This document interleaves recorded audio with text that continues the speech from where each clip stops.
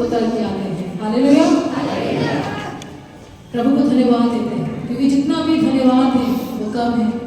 अभी गवाहियां हुई, भाई साहब ने भी गवाही दी, और सच में हमारे परिवार के लिए प्रभु ने उत्तम उत्तम गवाहियों को रखा है, ताकि हम लोग हर एक बातों में खुदावन को धन्यवाद दे सके। इससे पहले हम लोग आगे चलेंगे, जितनों के सामने बाइबल रखी है प्लीज साइड में कर दीजिए, और ये आगे की खिड़कियां प्लीज खोल दीजिए।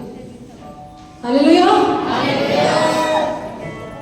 वो जीवित खुदावंत है जिसकी आराधना, जिसकी परिशुद्धता के लिए मैं और आप यहाँ पे मौजूद हैं। हालेलुया।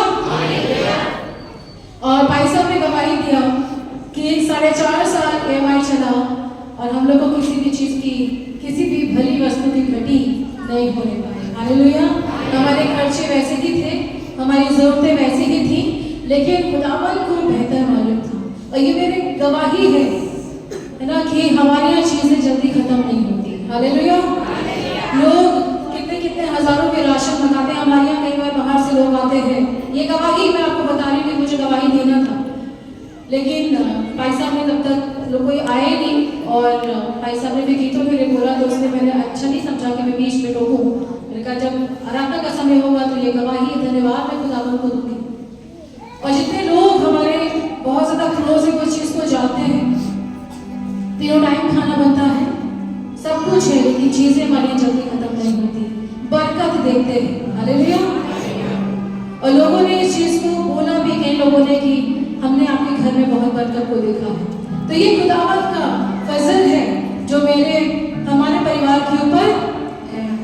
और मैं प्रभु को धन्यवाद देती हूँ, कोटि कोटि धन्यवाद देते हैं कि खुदावंत अपने लोगों को कर्जदार नहीं रखता, सिर्फ कर्जा खुदावंत का है। हालेलुया। उसके अलावा किसी का कर्जदार हमें नहीं होना है। मैं प्रभु को धन्यवाद देती हूँ। और एक और गवाही का विषय है, अभी हम लोग जब कानपुर गए, पापा कानपुर में थे, हम लोग को पापा को लेके आना था, और 2 काम बहुत बड़े थे जो होने थे, और बहुत समय लग रहा था। भाई साहब की जिनसे बात हो रही थी उनसे बात भी हुआ, लेकिन उसके बाद भी कई चीजों में रुकावट आ रही थी। जब लोग गए और फिर पता चला कि SDM जो है वो 10 के बाद, वो अभी छुट्टी में है, 10 के बाद आएंगे। और हम लोग निराश बैठे थे, क्योंकि हम लोग को ये लग रहा था कि पापा को बार बार सफर नहीं करा सकते। हम लोग को लग रहा था कि शायद पापा को हमें फिर से 1 हफ्ते के लिए यहाँ पे छोड़ के जाना होगा, परेशानी होती है आने जाने में। और भाई साहब, हम और सुधी बैठे बैठे हम लोग बातें कर रहे थे, एकदम मन में आया और मैंने प्रभु के आगे रखा, खुदावन अपनी मर्जी को पूरा कर। हम लोग अपनी मर्जी रख रहे थे, लेकिन खुदावन की मर्जी को के ऊपर जब हमने रखा, आप यकीन जानिएगा, हमारा परिवार गवाह है।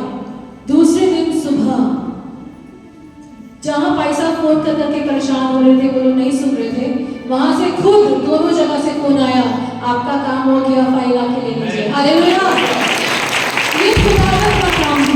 हालेलुया। प्रभु अपने बच्चों की परिस्थितियों को जानते हैं, वो जानते हैं। और मैं प्रभु को धन्यवाद देती हूँ कि प्रभु ने सारे कार्यों को किया, जो कमी है वो भी आगे जाके हो जाएगी। और पापा हमारे मध्य में है, और खुदावन ने सफर को पूरा किया, हम लोग को सुरक्षित हमारे स्थान में लेके आए, ताकि जो खिदमत खुदावन ने हम लोग को दिया है उसको हम लोग अंजाम दे सके। मैं प्रभु को धन्यवाद देती हूँ। एक किस्सा सुना के हम लोग आराधना में चले गए। एक बहन थी और एक भाई थे, दोनों हस्बैंड वाइफ थे, बहुत अमीर थे, और उनकी बड़ी तमन्ना होती थी कि प्रभु के दास को वो अपने घर पे बुला के भोजन कराए। एक बार क्या हुआ, उन्होंने चांदी का सेट लिया, खाने का बर्तन लिया, और उन्होंने कहा, है ना, लेडीज में ज्यादा होता है ना, मैं भी हूँ उनमें, लेडीज को ज्यादा होता है अपने घर में अच्छी अच्छी चीजें रखने का, अपनी चीजों को दिखाने का।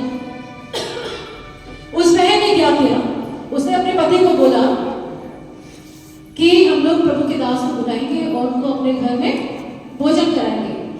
पति ने कहा ठीक है। उसने अच्छा अच्छा खाना बनाया, खाना परोसा, भाई साहब ने आके दुआ किया, दुआ के बाद उन्होंने खाना खाया, और चांदी के बर्तनों में उसने भाई साहब को खाना खिलाया। उसके बाद भाई साहब दुआ करके चले गए।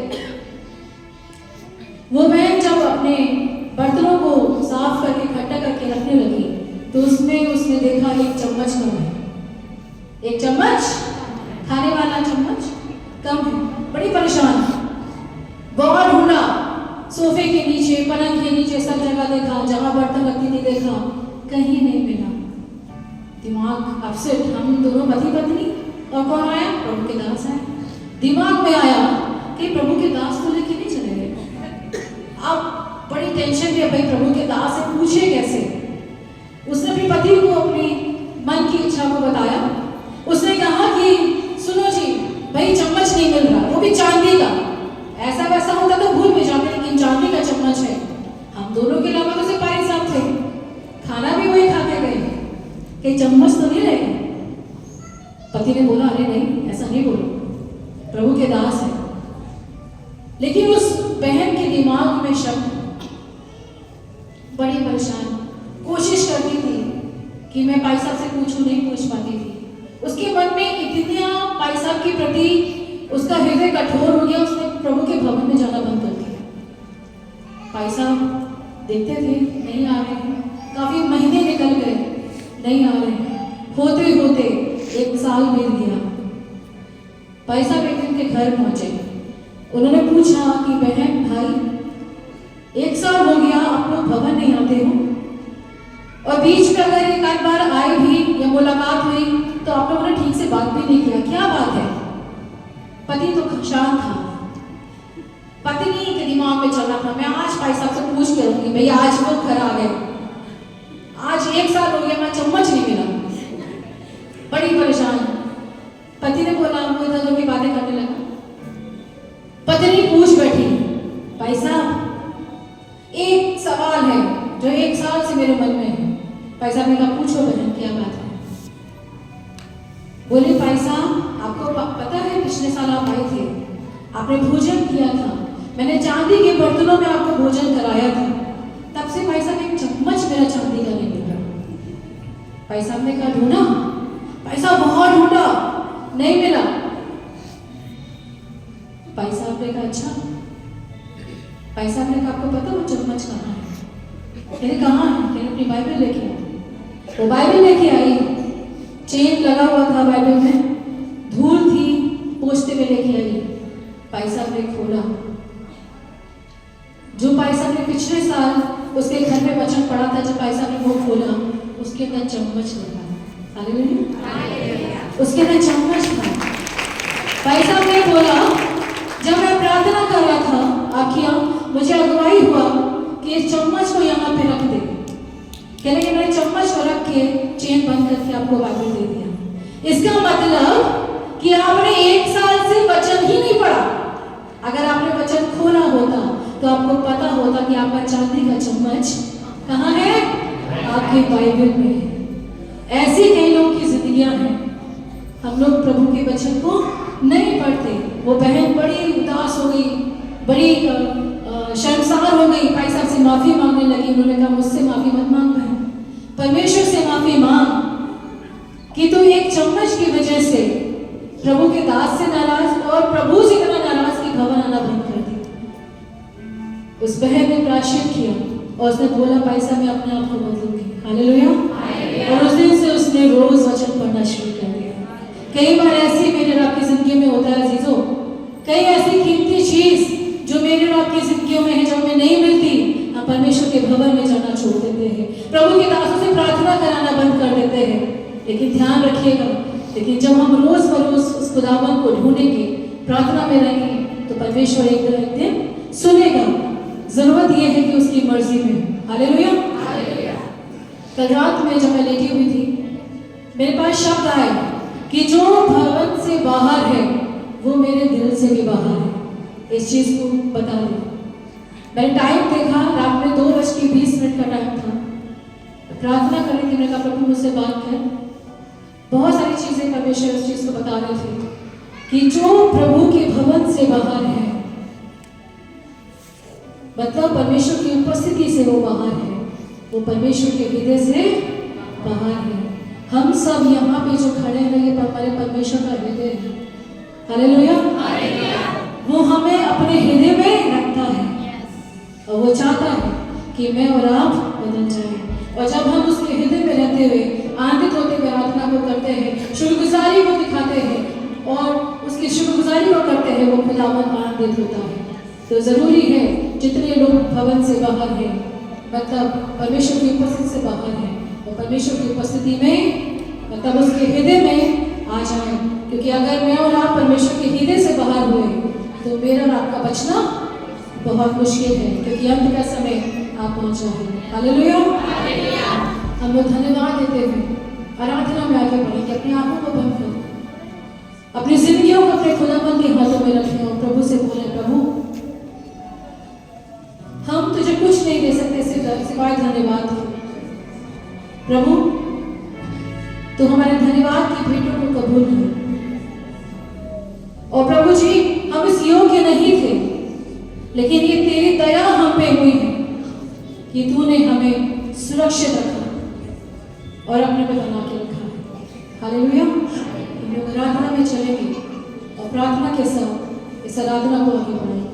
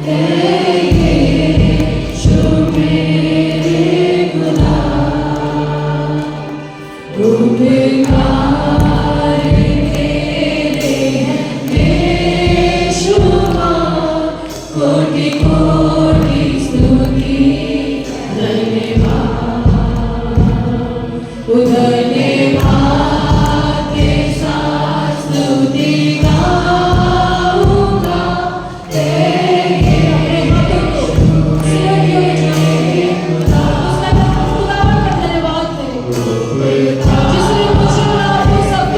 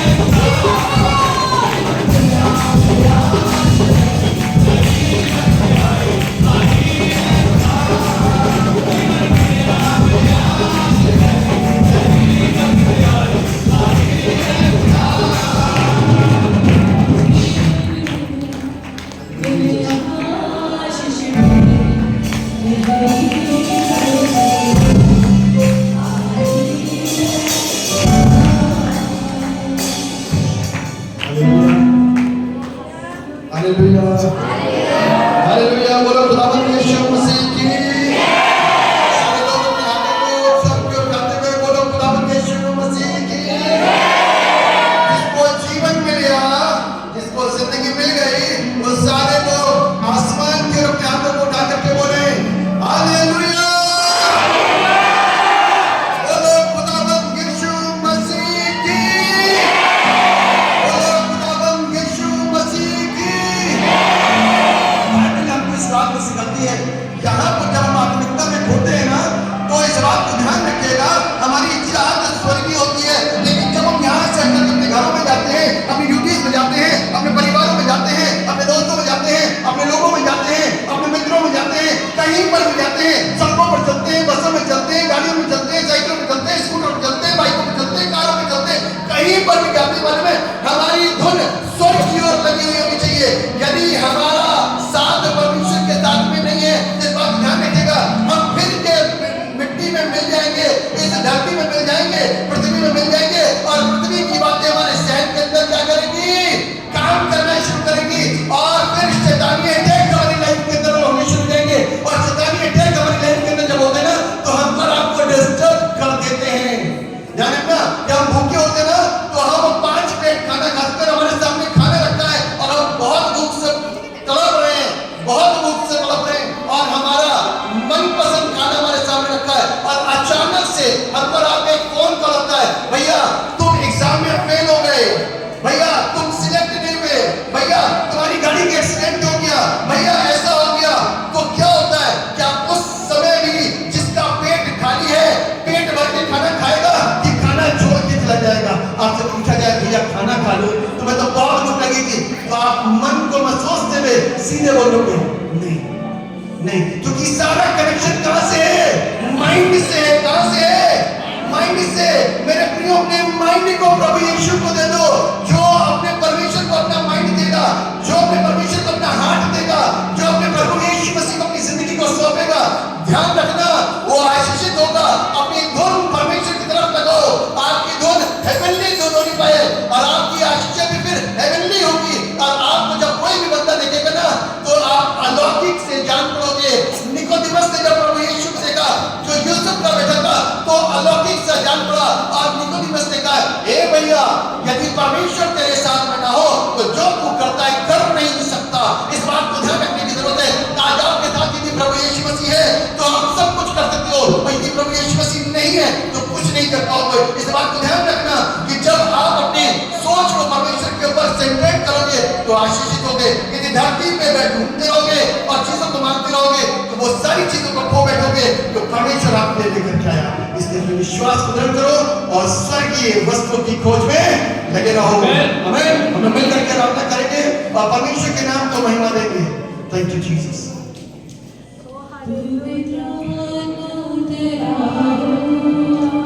अभिषेक से हमें भर दो, पवित्र आत्मा उतर आओ, अभिषेक से हमें भर दो, पवित्र आत्मा उतर आओ, अभिषेक से हमें भर दो, पवित्र आत्मा उतर आओ, अभिषेक से हमें भर दो, अभिषेक समानी तरह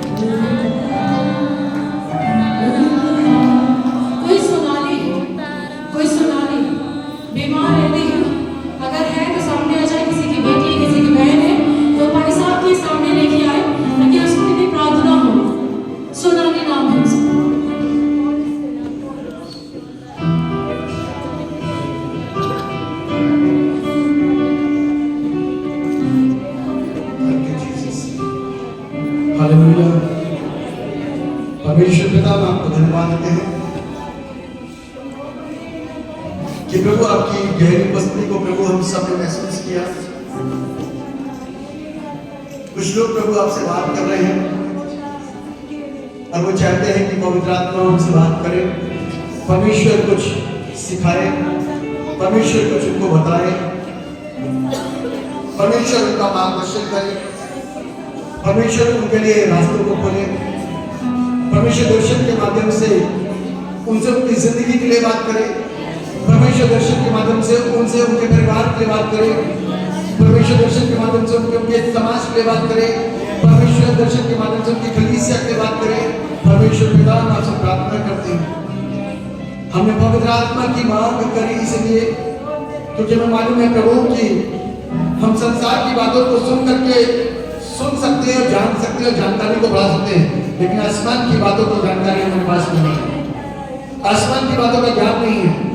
जब तक पवित्र आत्मा हमको न बताए, जब तक दर्शन हमें न मिले, जब तक सारी चीजें पढ़ करके हमारे समझ में आए, तब तक प्रभु हम संसार की बातों को तो कर सकते हैं लेकिन आसमान की बातों की जानकारी को अपने अंदर नहीं ला सकते। लेकिन प्रभु हम इस बात को जानते हैं कि जब हम प्रार्थना में और आराधना में सच्चे रूप से आपके साथ में बैठते हैं तो प्यारे पिता परमेश्वर आसमान की बातें हमारे लिए खुलनी शुरू हो जाती हैं, परमेश्वर की मर्जी हमारे लिए खुलनी शुरू होती है, परमेश्वर की इच्छा हमारे लिए खुलनी शुरू होती है और आज परमेश्वर होते हैं, वो बातें शुरू हो जाती हैं जिन बातों को कभी हमने ना तो सुना, ना कभी जाना, ना कभी समझा, वो सारी चीजें हमको पता चलनी शुरू होती हैं। हमारे जीवन के अंदर की क्या कमियां, वो सारी चीजों का खुलासा होना शुरू होता है, क्योंकि परमेश्वर इस बात को कहता है कि तुझ में से कई बात की घटी है और उस घटी को जानने के बाद में फैसला हमारा होता है कि क्या हम उस घटी को दूर करें या फिर उसमें बने रहें। आज मौका मेरे रब के लिए, मेरे रात के ऊपर परमेश्वर अपनी बातों को खोलने जा रहा है, मेरे रात के ऊपर परमेश्वर अपने दर्शनों को खोलने जा रहा है, मेरे रात के ऊपर वो भी दृष्टि को करने जा रहा है, मेरे रात के ऊपर परमेश्वर अपने सारी चीजों को करने जा रहा है, वो सारी बातें, वो सारी चीजें जिसकी चाह लगाए रखे हैं हम कई वर्षों से, कई सालों से, कई दिनों से, कई महीनों से, और हमको उसके निवारण नहीं मिल रहे। परमेश्वर पिता हमसे दुआ करते हैं, आप अपने अभिषेक को हमारी जिंदगी के ऊपर भेज दीजिए, पवित्र आत्मा का गहरा अभिषेक हमारे दिमागों के अंदर, हमारे शरीरों के अंदर, हमारी आत्मा के अंदर काम करना शुरू करे। परमेश्वर दर्शनों में आपसे बात करना शुरू करिए ताकि बहुत सारी चीजें हमको पता चल जाए, क्योंकि हम पृथ्वी पर रहते हैं तो पृथ्वी जैसी सोच होती है, छोटी सोच होती है, छोटे विचार होते हैं, छोटे काम होते हैं, छोटी चाह होती है, लेकिन जब आसमान के खुदा के विषय में सोचते हैं और हमारी चाह आसमान की होती है तो हमारी हर एक चीज बड़ी होने लग जाती है, हमारी सेवकाई बड़ी होने लग जाती है, हमारी चकाई बड़ी होने लग जाती है, हमारे छुटकारे बड़े होने लग जाते हैं, हमारे हाथ रख के प्रार्थना करने से बड़े बड़े हजारों से एक बार की प्रार्थना में चक्कर लग जाते हैं, क्योंकि हमारी दोनों परमेश्वर की ओर है, स्वर्ग की ओर है, हेवनली थिंकिंग है हमारी। मात्र दुआ करते प्रभु आज से हमारी थिंकिंग बदल जाए, हमारी सोच बदल जाए, हमारा सोचना बदल जाए मेरे पिता परमेश्वर, क्योंकि हम सिर्फ थोड़ा सोचते हैं और पृथ्वी के लिए सोचते हैं, शरीर के लिए सोचते हैं, लेकिन हम आत्मिक बातें परमेश्वर की तरफ से नहीं सोचते, क्योंकि हमारी सोच संसारिक है। आज अपनी सोच को आत्मिक बनाए ताकि हम परमेश्वर से उन बरकतों को प्राप्त कर पाए। थैंक यू जीसस, आप हमें सुन रहे हैं, प्रभु आपको धन्यवाद हो। जो आत्मा में भरे हुए हैं परमेश्वर की सामर्थ, परमेश्वर की सामर्थ उनके ऊपर बल के साथ में उतरने और ठहरने पाए और पिता परमेश्वर उनके ऊपर राज खुलने पाए। जो प्रभु सोच और विचार आत्मिक रखे हुए हैं, हेवनली रखे हुए हैं, स्वर्गीय रखे हुए हैं, in the name of Jesus, यीशु मसीह नासरी के नाम में उनके ऊपर सारे खुलासे होने शुरू हो जाए। थैंक यू जीसस, दर्शन शुरू हो जाए। थैंक यू जीसस, स्वप्न आने शुरू हो जाए। थैंक यू जीसस, सामने लिखा हुआ दिखाई देना शुरू हो जाए। Thank you Jesus.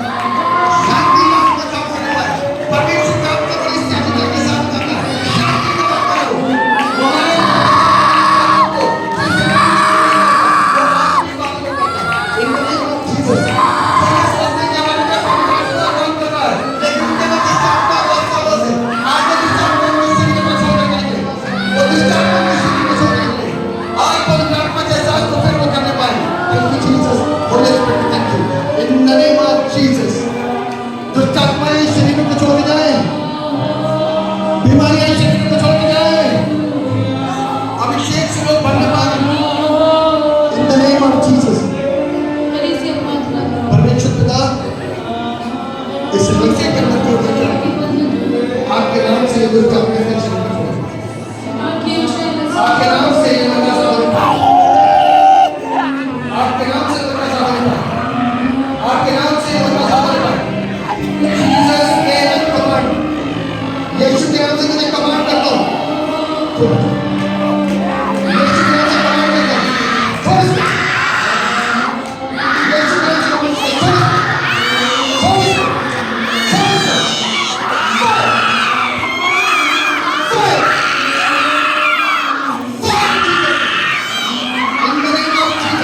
यीशु के नाम से कमांड करता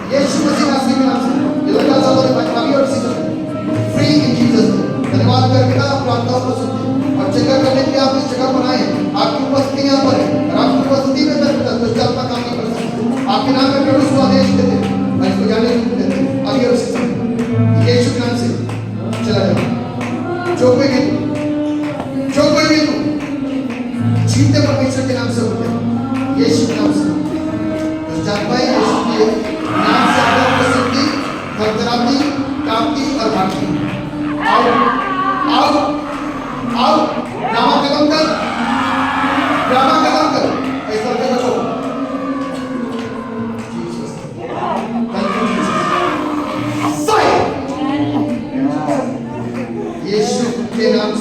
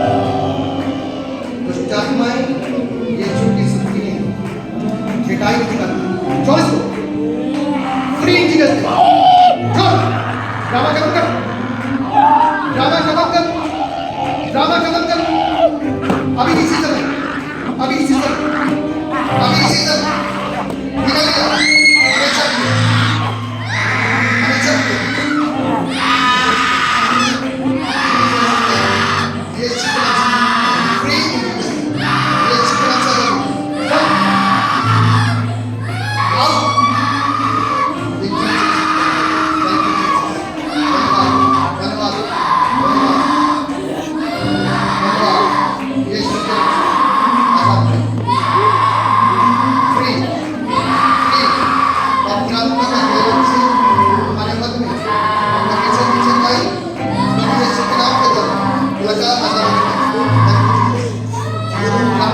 ड्रामे खत्म कर जीसस धन्यवाद करते हैं यीशु के नाम में आगे जीसस हम तो अपने शरीर से